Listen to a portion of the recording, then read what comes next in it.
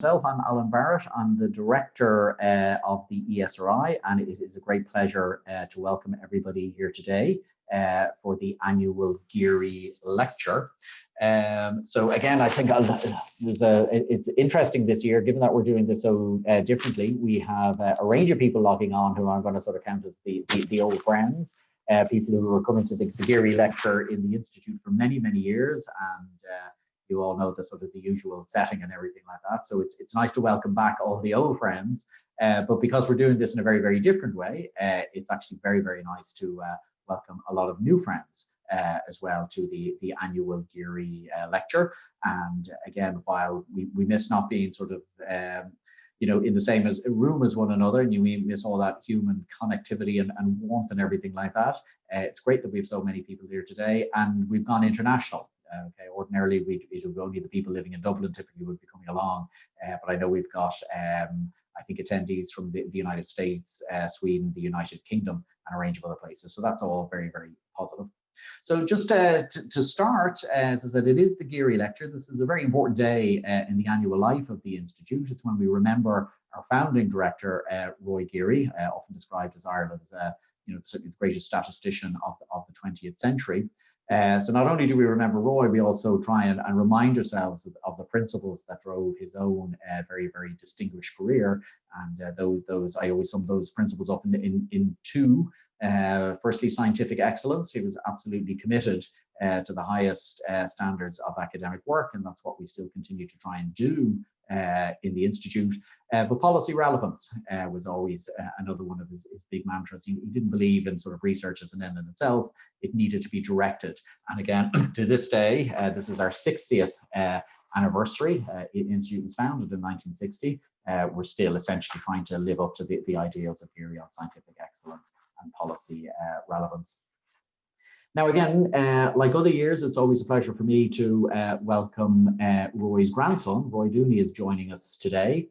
For many years, Roy's daughter, Clodagh, used to come along to the Geary lecture as well. So Clodagh hasn't been as well in recent years and hasn't been joining us in recent years, but we do still like to take the opportunity to wish her well. And I know Roy will pass on our good wishes to his mother. Okay, so turning then to today's lecturer, we're very, very fortunate to have Paula England with us, and Paula is Professor of Sociology at the New York University. It's one of these sort of situations where somebody has such a distinguished career. I could start reading out publication after publication and honor after honor, so I'm just going to give you some headlines to illustrate how eminent Paula actually is. So she's a former president of the American Sociological Association, a former editor of the American Sociological Review, and in 2018 she was elected to the US National Academy of Sciences. Most of Paula's work, I think it's fair to say, has been in the area of gender inequalities, both at work and at home. And today she's going to talk to us on the topic, the precise title, Has the Gender Revolution Stalled? Gender issues are obviously sort of extremely important and interesting at any time. But I think we've all got an awareness, and some of us were discussing this earlier in the Institute only today, that COVID has added yet another sort of dimension to gender inequalities, a whole range of inequalities, but gender inequalities as well. So I know it's going to be a treat anyway to hear again such a distinguished person as Paula with such a thinking about these issues for such a long time. I'm really looking forward to hearing all that she has to say. Just a quick note, I know as you're sitting there listening, questions are going to come into your head. So what we're going to do is Paula will talk for about 40 minutes. And at the end of that, myself and my colleague, Helen Russell, will try and go through the questions and sort of we'll exchange in terms of sort of trying to gather some of those questions and put them to Paula. And I should also welcome Ivan Pavalko into the sort of the panelist room today. So Ivan is one of the researchers at the Institute. I know he assisted Paula in putting together some points of specific relevance to Ireland. So I hope I haven't gone on for too long. It's now my real pleasure to hand over to Paula England. And Paula, I think all you need to do is unmute and share your slides. Okay, thanks so much. And I'm really honored to be here, and I wish I could have come to Dublin, but we all know why that isn't possible. So let me, without further ado, share my get my slides up and share my screen.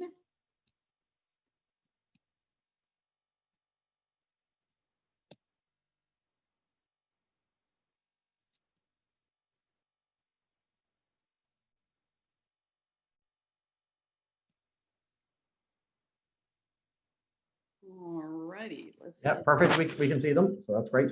All right, so everything's great, and you're seeing the title slide. All right. So we are going to be talking about has the gender revolution stalled? So let's get right into it. I'm going to be looking at what's happened to gender inequality since about 1970. And, you know, that movement could be speeding up, slowing down, stalling, by which I mean stopping, or even reversing. And I'm looking mainly at the US, and I consider trends in education, employment, fields of study within higher education, occupation, what job people are working in, and earnings. And since the gender gap in earnings is so important, I'm also going to look a little bit at whether it varies by class, just measured by percentile of earnings. My talk is mostly about the US, but as Ellen said, with the help of ESRI's Ivan Pravalko, I have gotten some comparative Irish data, and I am no expert on it, but I've put it in so that you can see a little bit where we've got data, how this is playing out in Ireland as well. So let's start with people getting educational degrees, just how much education people attain. This graph shows you that in the US, it's the ratio of women to men receiving BA degrees, that's the red line, and doctoral degrees. By BA mean bachelor's degrees, the 4-year university degree. So anytime this line is above 1.0 means women are getting more than men. So what you can see is that in the US, women actually passed men in getting degrees, bachelor's degrees, in the early 80s, early to mid 80s. With respect to doctoral degrees, men were way ahead for a long time, but actually since 2000, about 2005 or something, women passed men in that as well. Now this, especially at the bachelor level, is happening in many, many countries, and it includes Ireland.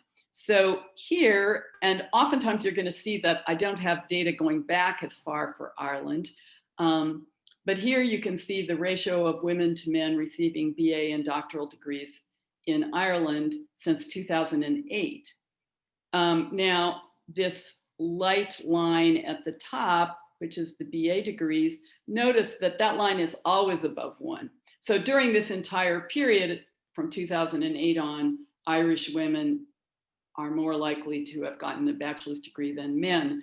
And the extent to which that's true declined for a while, and I'll show you something about that in a minute. With respect to doctoral degrees, things jump around a little more, but that's just because the numbers are relatively small. But really, during most of this period, there's been pretty close to gender parity. Women are sometimes above 1, the ratio is sometimes above 1, but then it's maybe as low as 85, but sometimes over 90.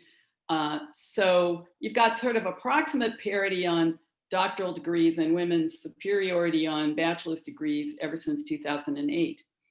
Now, here's the raw numbers underlying the bachelor's degrees. And there's kind of a little bit of an interesting story. I thought it was worth stopping a minute. Look at the dark line at the bottom. This is the raw numbers of men getting bachelor's degrees. And what you see is that it went up dramatically in a particular period from 2009 to about 2013. Now, remember that 2009 is the crash, the start of the Great Recession, as we call it. And so what may have happened here, Yvonne is telling me he thinks did happen, is that many Irish young men who would otherwise have gone to trade schools, given the crash, thought, well, that's not happening, I'm not getting a job, soon on that anyhow, and they decided to go get four-year degrees. But as the economy got better, that sort of leveled off. And that decline in how much women's superiority came from that rise in the men. Women have been sort of creeping up steadily, pretty steadily, in attainment. Here's the raw numbers on the doctoral degrees for men and women. And as you can see, it goes up and down, but there's been sort of approximate gender parity this last decade or so. So now let's move on. So clearly women are going gangbusters in educational attainment and are not behind men anymore in many countries. What about employment? So this is looking at US, and all my slides, if they're about Ireland, it's labeled Ireland. Otherwise, the unnamed country is the US. So this just shows you what percent of men and women were employed in each year in the US from 1970 to 2018. So men's employment has gone down slowly. And this is true in many industrial countries. And notice I'm always looking at people 25 to 54 years of age. So that shouldn't be from earlier retirement. It is from especially disadvantaged men finding it harder and harder to get jobs, I think. Women came on like gangbusters in the 70s and 80s and somewhat in the 90s, although it certainly slowed down. But there has been no net gain in women's employment since sometime in the middle 90s. So I call this a stall in one of the things that's been most fundamental to the gender revolution. So basically in the US, women's employment's not growing anymore. Now, that's not true in all countries, but I think it's slowing down in a lot of European countries as well. Let's look at Ireland. Oh, sorry, first I was going to show you, this is where we make a ratio of women's employment to men's. So what percent of women are employed as a ratio of what percent of men are employed. And that's kind of looking at it from the point of view of gender inequality. And so here too, you see that the ratio went up very dramatically, but is now stalled. This little tick up around 2009 is that more men became unemployed from the crash than women. But then that level, they recover faster too.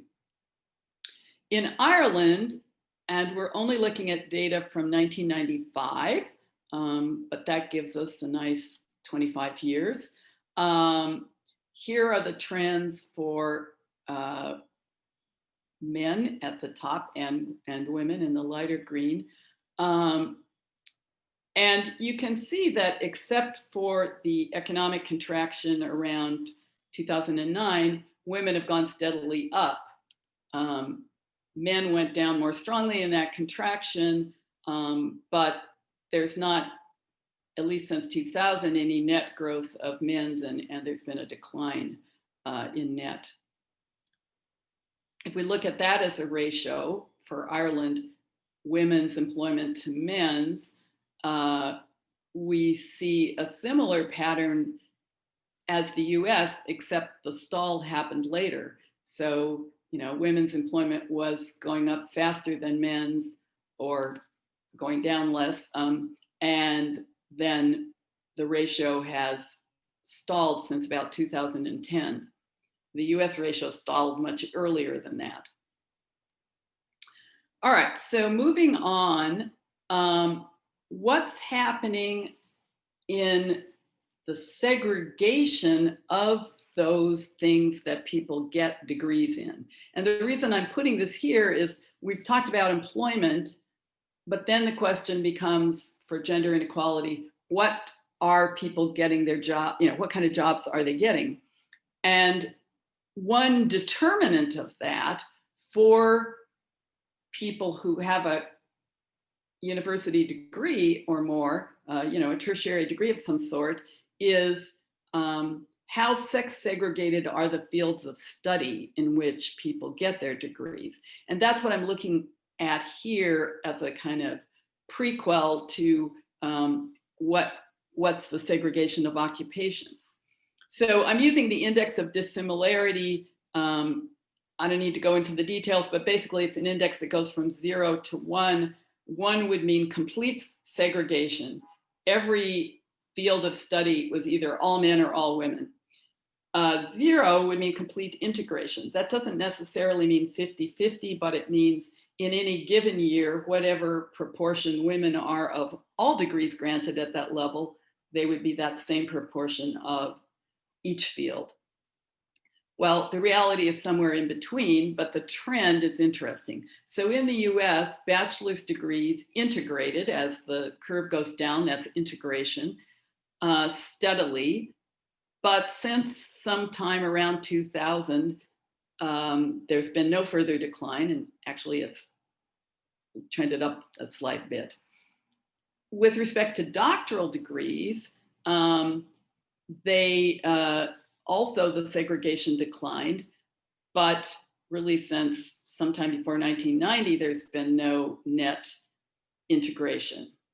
So I think this fields of study, on this indicator, we have what I would call a stall of gender inequality. Progress has stopped, and it stopped quite a while back. You might be curious, what % of the labor force in the US has a bachelor's degree or above? It's a little now above 40%. And actually, it's just about the same for Ireland. So this pertains to the people who do have that degree. Obviously, the rest of the labor force has a lot of sex segregation too. It's just not coming from university fields of study. So we ran the same dissimilarity index for Ireland. We had a smaller number of fields of study, which makes the levels lower. Usually you miss some of the segregation, but the trend is still holding that constant. We have the data for 2008 to 2018. And basically you see some desegregation for BA degrees, although not since 2014. Some net desegregation for PhDs, although it's not really moving very much. So now let's go on and look at occupations themselves. How segregated are occupations using the same index? So a decline in the curve means desegregation, more integration. And in the US, that has occurred somewhat dramatically and continues. So there is no stall in desegregation of occupations.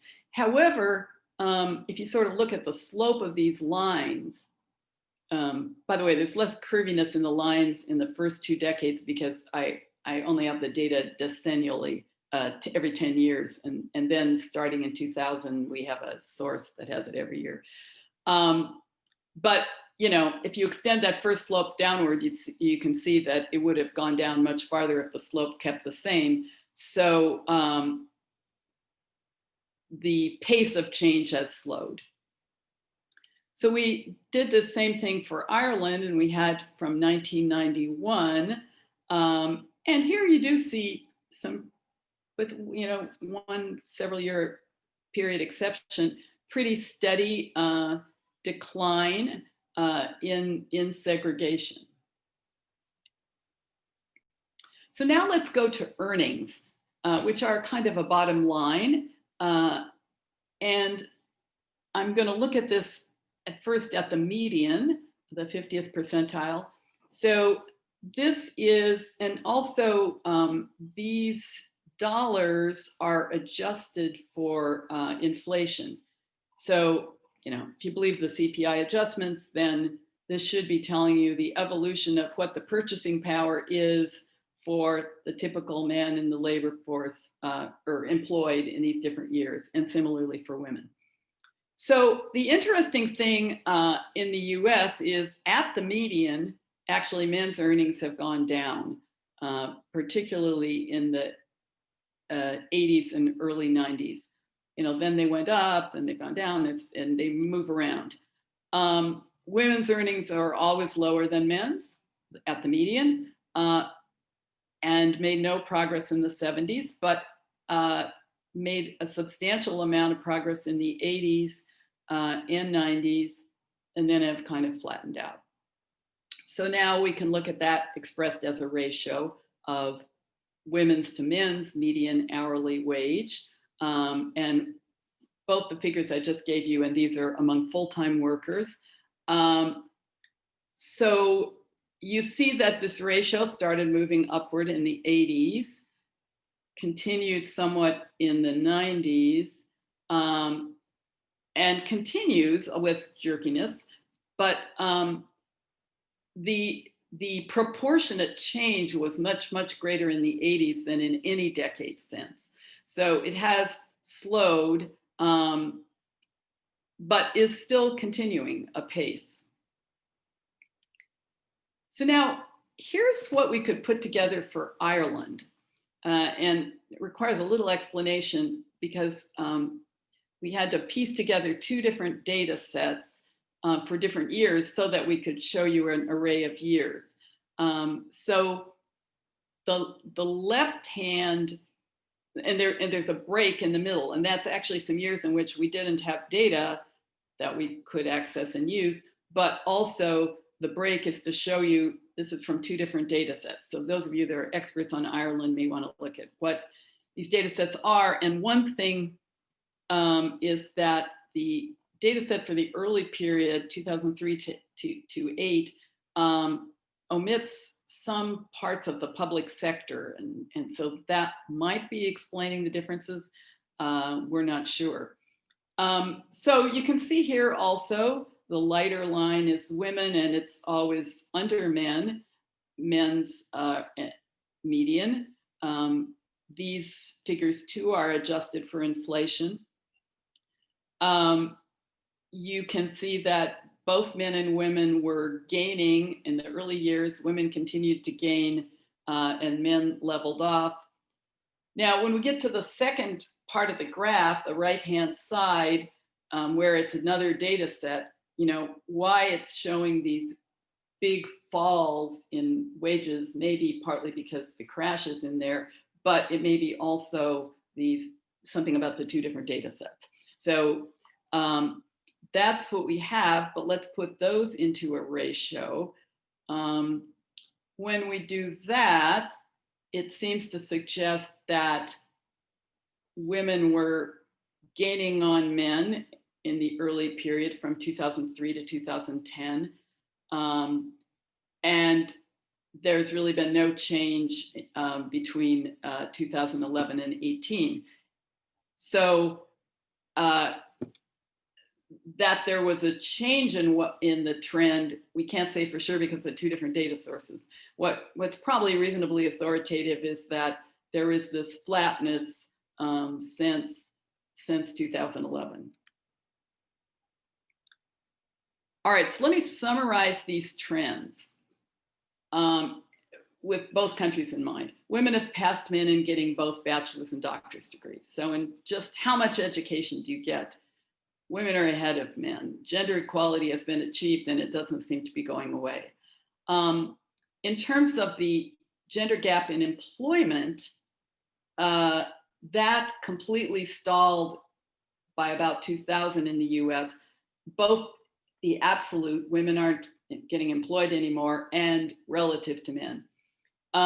After 2010, we see a stall in that ratio for Ireland as well.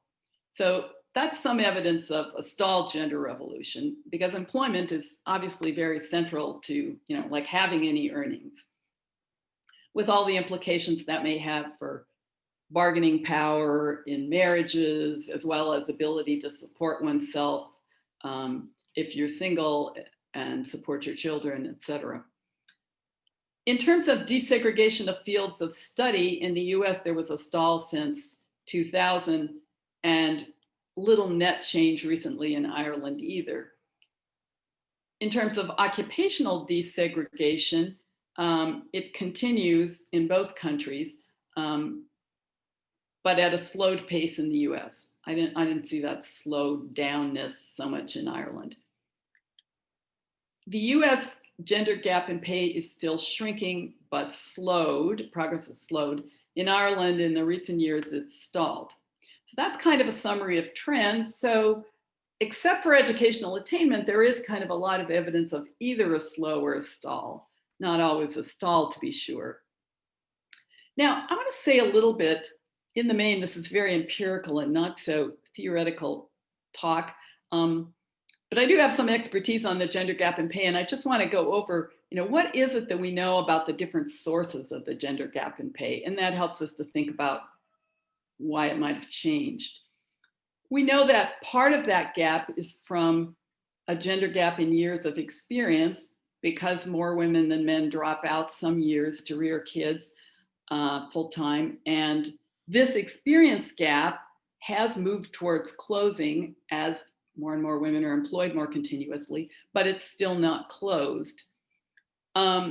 Segregation of occupations plays into the gender gap in pay because women's jobs tend to pay less. And the supply side of this, for those with college degrees, comes partly from segregation of fields of study, which presumably comes from gender socialization. That socialization may also affect gendered choices from the supply side for both men and women of people who don't go to university. From the demand side, there's hiring and placement discrimination. And that's part of why we have segregation of occupations. Now, in terms of pay discrimination, some discrimination that's more directly about what people are getting paid, it can be within or between jobs. Women can be paid less than men in the same job because of sex. It's been illegal for a long time, but probably happens sometimes. But there's another factor, which I wrote on for about 25 years, so I like to mention it. The issue that sometimes goes under the term comparable worth, but the argument that predominantly female occupations seem to pay less on average to everyone in them, men and women, than predominantly male jobs that, for example, require about the same amount of education. And the jobs are different, but if you do a kind of policy capturing regression on what kinds of skill demands have what kinds of returns, it still seems like they pay lower than you would think they would. And this may be because employers respond to the sex composition of jobs when they set pay. I've argued this. So I think this is part of where the sex gap in pay comes from. Now, with that in mind, that those are all components of where the gender gap in pay comes from at any one point in time, changes in the gender gap in pay came from, and I know the US case better, but certainly some of it came from increases in women's experience relative to men as women got more continuous labor force participation. Also, entrance in an increasing numbers of women into male jobs. And I think that in turn came both from declines in discrimination and increases in non-traditional aspirations by women. There was less change in men going into women's jobs, but so I think that's where some of these changes have come from, probably, but the discriminatory low pay and predominantly female jobs in the United States, that issue has never really gained legal status. So it's not clear it's against the law, and there's not much evidence that's changing. All right, so the last piece I want to do about the gender gap in pay is to look at how it varies across earnings deciles. So let's just take a look at that. Here is a graph with women on the left and men on the right for the US of hourly wages at different percentiles. And so, let's start with women. The line on top is the 90th percentile, then the 80th, then the 50th, then the 20th, then the 10th. So if you look at women, and this is the percentiles computed just for women, and then the male graph is the male 90th, 80th, etc. So you can see for women, well, one thing that's true for women and men is that the growth in wages was actually the greatest, at least in the last half of the period, toward the top, at the 90th percentile. But going back to women, women at the median, by the way, the median figures are just the exact ones that I showed you earlier. Women at the median and at the 80th and the 90th have gained, non-trivially in wages. Women at the 10th gained a little bit, 20th. Women at the 10th, not really much at all. That's pretty flat, a tiny bit. If we look at men, it's a very different story. The men at the 90th, while they didn't do so well in the 70s, since 1990, they've come on like gangbusters. The men at the 80th, well, they haven't done so well. It's kind of up and down. Men at the median, we already discussed, have come down. Men at the 20th and 10th have been going steadily down the whole time.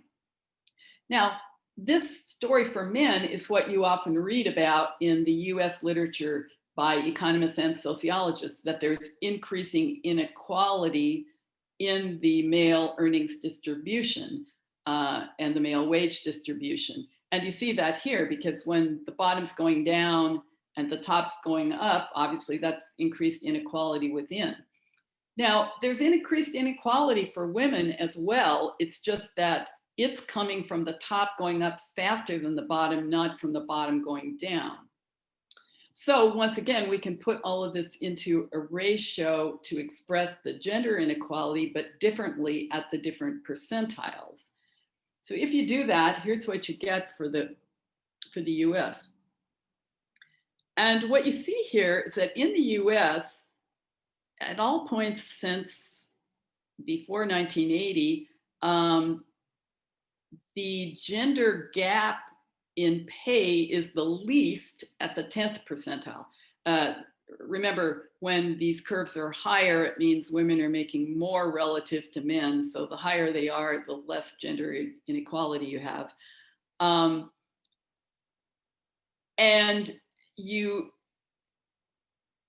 the 50th and 90th, most of the time weren't that far apart, but lately the 90th has the lowest ratio of women to men, or the greatest gender inequality. So what you also, it's a little hard to see here, but the ratio moved faster for the 10th percentile. So we looked at the same thing for Ireland. And so we have the different percentiles. And again, we have these two data sets, just as before when we were just showing you medians, with the discontinuity in between them. That may be something different about the two data sets. There's also the crash in between. You can see that women's increase in earnings looked more robust in the earlier half of this, which is 2003 to 2010. We can see, men's pattern is very curvilinear here. But it looks like there's some increased inequality among men as well.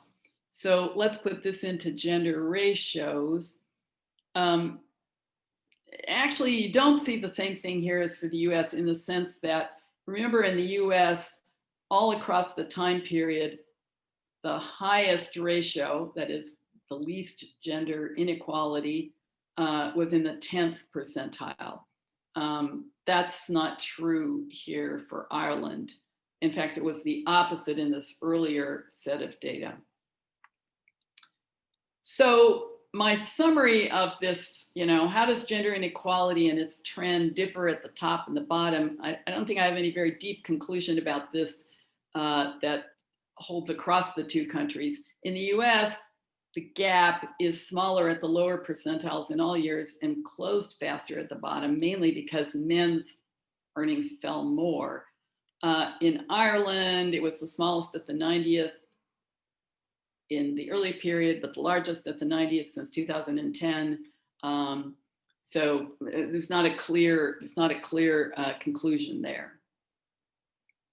And I think maybe a more general thing we could take away from this is, I don't think there's a really clear conclusion about whether gender inequality is worse at the top or the bottom, that's sort of cross-national.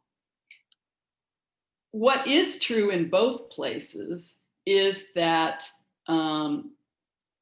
there's either less in the US or no erosion of the pay gap in the very recent years at either the top or the bottom. So the conclusion that progress on this has either slowed or stalled is fairly robust to whether you're looking the top, the middle, or the bottom. So my fundamental message has been, on a lot of indicators, there's either a stall in some cases, or at least a slowing of progress towards gender inequality. And we could characterize this is kind of a metaphoric characterization, as the lower hanging fruit has been picked. We don't have clear policies. We got rid of clear policies against hiring women in certain jobs, paying women less. I think there's no longer a consensus that women's careers are incompatible with being a good mother. Some people think that, but very many people don't think that. But the higher hanging fruit is more difficult. So I don't have a good explanation of why things stalled, to be perfectly honest. But what I think I can tell you is, what are the things that are probably harder to change than the things that were changed, that would need to change if we were going to make more progress? For those of you who think this is a good goal, moving towards gender equality, which is of course a value proposition that not everybody may agree with, but I do. And you can be interested in it even if you don't think it's a good goal. I'll tell you what you need to be against. So I think the change that would be needed is both institutional and cultural. On the cultural side, and some sociologists have been very resistant to the idea that anything is about norms or culture, even though economists think that's all of what sociology is about. It's an odd thing. But I think part of the story is cultural. And for example, segregation of fields of study, which as the change in has stalled, and just segregation of jobs in general, what people apply for, whether they have college degrees or not, are based partly on culturally formed preferences. And it's not just the women want to do the feminine stuff, it's also the men want to do the masculine stuff. And some cultural change in that would certainly change segregation and thereby the sex gap in pay. Another thing coming from the cultural side, I think, is that there's been a lot of cultural shift in support for women's careers. For example, most people don't question as much that you can be a good mother and have a serious career anymore. But that changing support is much stronger than the support for men's and the support for women's equal careers with men has not been matched by support for men's equal participation in child rearing and household work. But of course, women's employment and careerism is going to be limited, if not stalled, if there's lack of change on this men's side, at least for those men and women that live in heterosexual marriages and have children. On the institutional and structural side, there's discrimination. Gender bias in hiring and pay is illegal, but it may be unconscious sometimes. It's also sometimes very hard to prove. So it's not an easy thing to just get rid of. And the kind of discrimination I spent a lot of time working on, setting lower wages for all workers in female-dominated occupations, is not even illegal in the US. It is in the EU. And it's very hard to prove, and it's very contentious. One person's saying these jobs we would expect to pay more and they don't because of discrimination. Someone else says, well, it's compensating differentials, and it's very hard to prove which it is. That's very hard to change, I think. And you know, looming over all of this is who's taking care of the kids. And you know, it's either women, men, or men and women working in outside extra familial organizations like childcare centers and schools and things like that. And employers are reluctant to make jobs more parenting friendly, either because of inertia, they're used to doing things certain ways, and maybe it wouldn't even cost them any money to change it, but they still won't do it, or because of real costs. You know, there are real costs to the public good of rearing children. So I think all of these things would need to change for more progress. And they aren't entirely easy things to change, but they're not impossible things to change. So that ends my formal presentation.